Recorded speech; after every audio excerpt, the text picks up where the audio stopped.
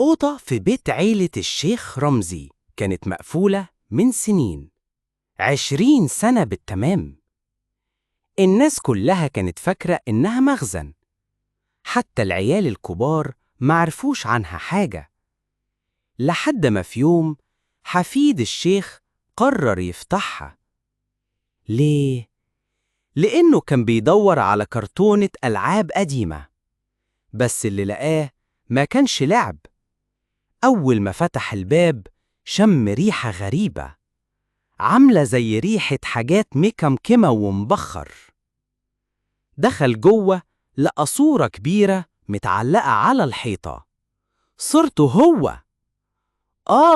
صورته هو وطفل، ومكتوب تحتها بخط كبير: اللي جوه هو المفتاح، بس لازم يفتكر.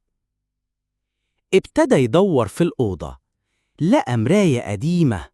أول ما بص فيها اتجمد، شاف نفسه واقف بس مش لوحده، ورا ظهره حد بيقرب وبيقول: أخيراً رجعت.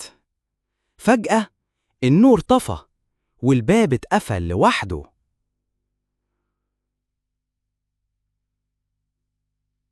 تحب تعرف إيه اللي حصل بعد كده؟